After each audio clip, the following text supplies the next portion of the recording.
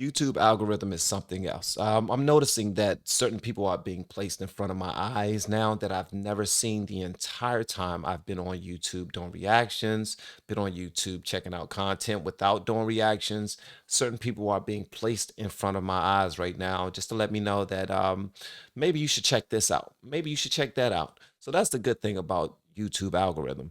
This gentleman right here, I don't want to butcher his name. It says Colion Noir, maybe, I don't know. But he's been in, he's his videos have been shown to me a lot lately. So you know what I mean. I listen to the universe. That's what I do. If the universe, God, uh, YouTube, are telling me to check it out, then that's what I'm going to do. But this video right here says Black Lives Matter response. Who fights for black gun rights? Who fights for black gun rights? So I really want to hear his response on this, or exactly what he has prepared for this, because this gentleman seems to be extremely knowledgeable. And yeah, let's go. Y'all let me know what y'all think in the comments. When the hashtag Black Lives Matter first started, I applauded the idea of bringing awareness to and repairing the dysfunctional relationship between inner city black communities and the police. However, after Black Lives Matter received $100 million from liberal billionaire George Soros and other liberal organizations, they've become nothing more than a weaponized race-baiting machine, pushing the extreme liberal democratic agenda, calling any and everything that doesn't fit that agenda white supremacy. They just put out a video demanding the NRA take down an ad that condemned the lies and violence committed by other groups connected to their liberal money web. They use their media to assassinate real news. They use their schools to teach children that their president is another Hitler, all to make them march. The only way we save our country and our freedom is to fight this violence of lies with the clenched fist of truth. Somewhere between the words they and the obvious metaphor fight this violence of lies with the clenched fist of truth, Black Lives Matter concluded that the NRA was declaring war on black people. He says Soros, Black Lives Matter. So he's saying that the gentleman that funded them decided where the direction of Black Lives Matter was going to go. I see what you did there, brother. I see what you did there, bruh. The only way we stop this, the only way we save our communities and our struggle for freedom is to fight this violence with the raised, clenched black fist of resistance. However, I watched the video over and over and over again. And unless there's some unspoken rule that the word they always means black people, I'm having a hard time seeing where this NRA ad called for violence against anyone, much less against black people. If anything, the video was calling for fighting violence with truth. Hell, I saw more white people looting and being destructive in the NRA ad than I ever saw watching a Black Lives Matter protest on liberal cable news shows like CNN. The only people they ever showed looting, rioting, and burning stuff down were black people, while simultaneously ignoring the majority peaceful black protesters across the street. Dana flat out says it in her ad. They use their media to assassinate real news. But instead of talking about the truth all sides can agree on, we're fighting over a made-up accusation about racial division. According to this Black Lives Matter video, apparently the only people capable of racism against black people are white conservatives. Yet the egregiously poor state of our black communities have come under the leadership of the same liberal politicians, liberal organizations, and liberal billionaires for the last 50 years, and our inner city communities are still in disrepair. All the while, the areas where these liberal politicians and billionaire funders live flourish. But they're not the ones declaring war against black people. Oh, no, no, no, no. It's the NRA, because they made a video where they said they and showed footage of violent white liberal protesters destroying property in black communities. Really? Look, I can agree that the legacy of white supremacist racism has and continues to affect many black people and communities in this country, and it's wrong. However, when you start calling everything that attacks the white liberal agenda white supremacy, the term means nothing. Yes. You're watering it down. It means not a goddamn thing. I say God, I say cot, C-O-T. And you take the fire away from it. You take the power away from it. So You're not helping the movement at all. Liberal agenda, white supremacy, the term means nothing. Nothing. Yes, our inner city schools are a disaster. They're embarrassingly underfunded and have been for decades. These places function more like training facilities for prisons than they do schools. But our inner city schools aren't underfunded because of the NRA. Schools are largely funded by the property taxes in the local area. So it's no surprise that the most affluent areas have the best schools. Take Chicago and their dirt poor education system under the leadership of Rahm Emanuel. These people are renting or in public housing. They can't afford to buy a house in the beautiful suburbs of Chicago with a good school system. They can't live in the north side of Chicago either, where despite the same tax base, the schools are magically better funded. These families can't afford it because they're living on a single income of a household headed by a single black mother. The question then becomes, what happened to the fathers? Now, no one thing can explain all of this, but what did happen was the 1994 crime bill, written by Joe Biden and signed into law by Democratic President Bill Clinton. And fought for by Joe Biden. As a matter of fact, before it was called the crime bill, it was called Joe Biden something or other. I forgot what the name of it was, but I actually did a video on it, trying to learn more about it. My gracious, man, that thing kind of broke my heart, bro. It kind of freaking my heart. And it locked up millions of black fathers for the same petty drug offenses that are now creating millionaires out of liberal white kids with weed dispensaries in California. And this is nothing new, because for decades, our communities have been run by deceitful liberals and Democrats who promise us the stars and the moon during election cycles and then disappear once they're in office. Their tactics are always the same. Buy off well-meaning black leaders and black organizations like Black Lives Matter with insane amounts of cash so that they're incentivized to sell out and push their liberal democratic agenda under the guise of improving the community by advocating the exact same racist laws and policies that continue to perpetuate the horrible conditions in our communities to begin with. Then they turn around and tell us it's the NRA who are the racists because they won't make an official statement about Philando Castile. Both me and Dana Lash have spoken out about the Philando Castile verdict countless times. Personally, I feel it was a terrible tragedy, and I feel like Philando Castile should still be alive today. However, the NRA is an organization made up of 5 million members. There is no united opinion about the Philando Castile killing, and there was nothing clear-cut about this case. I'm just disheartened by the organizations and the people who are using his death to score political points. Do we not realize that the liberal democratic billionaire George Soros, who paid millions of dollars to Black Lives Matter, is the same person who contributed millions of dollars to try to elect Hillary Clinton? The same Hillary Clinton who said this? The kinds of kids that are called super predators. For years, the pervasive image of black men in this country has been one of violent, drug dealing, gang-banging, thug criminal, super predators. And this image has been pushed and reinforced by Hollywood and the liberal media outlets like CNN, NBC, MSNBC, and even Fox has been guilty of pushing these destructive stereotypes. Once again, I gotta say, first of all, kudos to you, young man. I was about to say young black man, but I'm just gonna go ahead and keep it a buck, man. You represent for all men.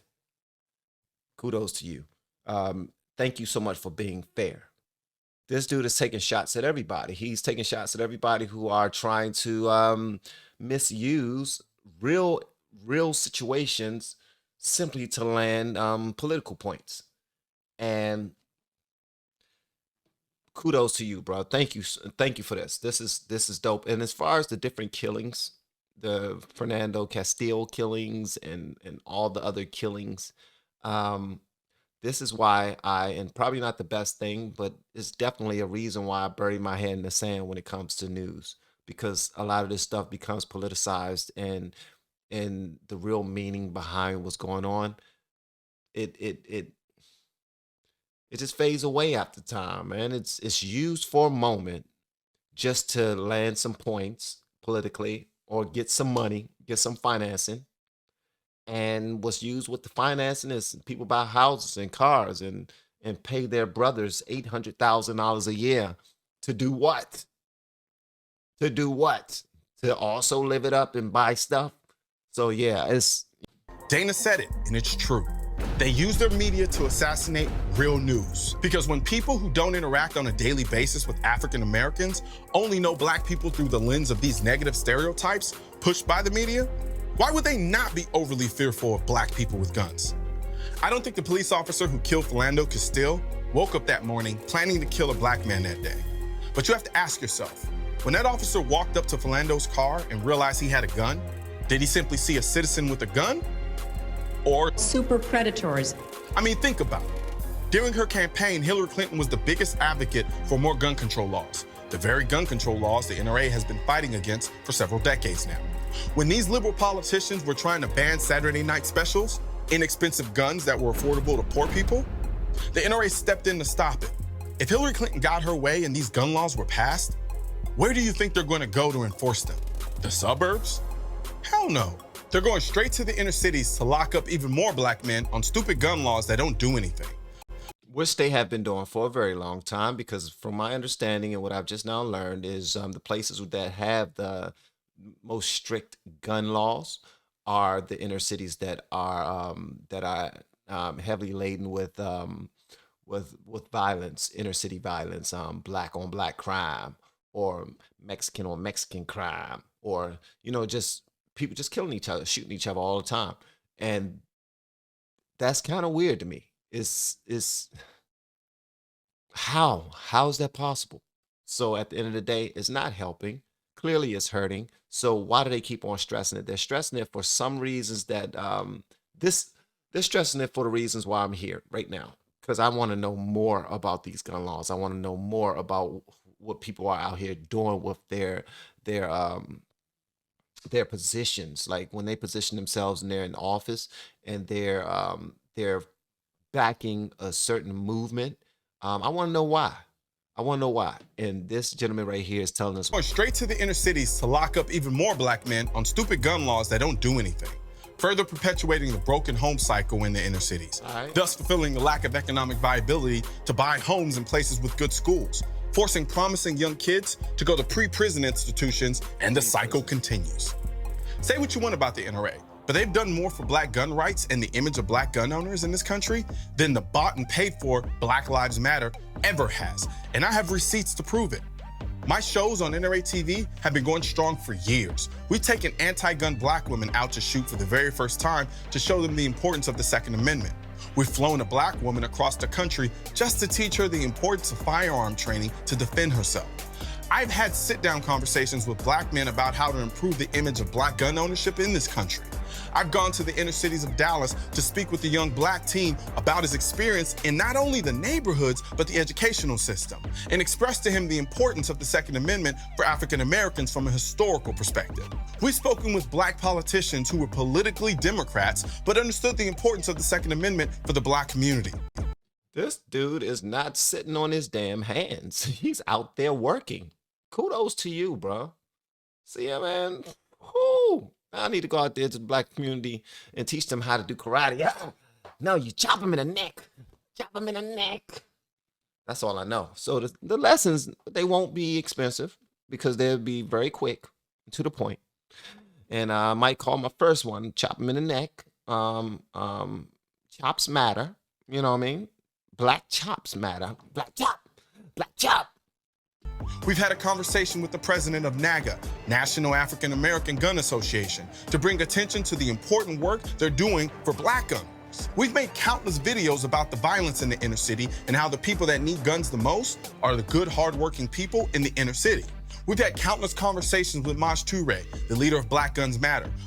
Maj Toure, that's another gentleman. That is another gentleman who's starting to show up in my algorithm.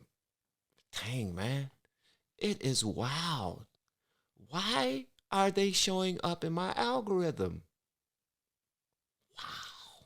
It's like the powers that be are telling me, are like pushing me into a direction of information. I gotta find out more about it. A program that goes from inner city to inner city, training blacks in those cities on the fundamentals of firearms and firearm ownership. Hell, Dana Lash, the woman in the NRA ad that Black Lives Matter is calling racist, narrated a 10-minute mini documentary about gun control's racist history and how it disproportionately affected black minorities in this country. All of this done under the NRA brand. The same NRA that Black Lives Matter says doesn't care about black gun owners. I can keep going. Who came to the aid of Josephine Byrd when her housing project wouldn't allow her to own a gun for her protection? The NRA. Who came to the aid of Shaneen Allen, the black single-parent mother of 2 in New Jersey, who was being tried for a felony conviction just for mistakenly driving across the New Jersey Bridge with a gun she had a legal Pennsylvania concealed carry permit for? The NRA. Who came to the defense of Otis McDonald, an elderly black man who had to sue the city of Chicago because he felt he needed a gun to shield his family from gangs and drug dealers that terrorized his neighborhood? The NRA. Wow. The NRA has been around for 145 years and have undergone a number of leadership changes. But throughout the entire existence of the NRA, it has always been open to all races. Hell, the NRA shooting range in Washington, D.C. was one of the few public places in the city that was not racially segregated back in the 50s. You don't get asked what race you are when you join the NRA. There isn't a whites only sign at the annual conventions. There are no secrets here. The NRA is paying for this video, which is no surprise because they're a Second Amendment rights organization that fights like hell for the constitutional rights of all law-abiding Americans. Wow. Shout out to the NRA. Sheesh. The NRA isn't the one telling me I shouldn't own guns because I'm black. White liberal politicians are. People will have to decide. Do we want to be a country where everyone is armed? Super predators. That, my friend, is white supremacy. When you use your power to write laws that deny my constitutional right under the Second Amendment to defend myself. Go ahead, bro. Hold on, I gotta hear that again. That, my friend, is white supremacy. When you use laws, when you use and abuse laws. Super predators. That, my friend, is white supremacy. When you use your power to write laws that deny my constitutional right under the Second Amendment to defend myself. There you go. Until this last election, liberal Democrats thought they owned the black vote. Now, what they're trying to do is create a boogeyman out of the NRA to scare black people back onto the liberal Democratic plantation. Because the biggest threat to the political monopoly of the Democratic plantation is free-thinking, independent African-American citizens who embrace the Second Amendment. Wow, man, listen. I don't want no enemies simply because I'm free thinking. And I'm embracing the Second Amendment. I don't want no issues. You hear me? Don't play with me. I'm good. And over the last decade, African Americans have been openly embracing their Second Amendment rights and buying guns, much to the chagrin of the liberal elite, because they know that the NRA will start to look attracted to those African Americans embracing their Second Amendment freedom. A wise person once said, people who are intimidated by you talk bad about you with the hopes that others won't find you so appealing. And that's what liberal anti-gun Democrats have been doing for decades. And now they're using Black Lives Matter to do it for them. They use their guns to assassinate black people. At its inception, Black Lives Matter came out to bring light to what they saw was the unjustified killings of black men by police officers. Mysteriously, now they've received millions of dollars from liberal organizations and billionaires. They're attacking the NRA and taking on a bunch of other extreme leftist issues that have nothing to do with the original purpose of the hashtag Black Lives Matter. So you have to ask, Black Lives Matter, what are you really fighting for? Just know that the NRA fights for the rights of every law-abiding gun owner in this country, including African Americans, and I'll continue to help them do just that. Oh, and by the way, the next time you make a video declaring you'll fiercely defend the First Amendment the same way the NRA defends the Second, you might not want to immediately demand they delete a video protected by their First Amendment right just because you don't like it. You kind of look like a hypocrite. Yeah, that was pretty good, man. That was pretty good. Hey, if you haven't subscribed to this gentleman's channel yet, that's Colion Noir. C-O-L-I Colion N-O-I-R. Gentlemen, thank you so much, man. I appreciate that. I want to hear what y'all got to say about this in the comments below. And if you've yet to hit that subscribe button, please make sure you do so on your way out the door. Once again, guys, I'm Van, and now we are all the LFR family. I look forward to seeing you on the next video, hopefully inside the Patreon as well. Y'all have been amazing per usual. I love y'all. Bye.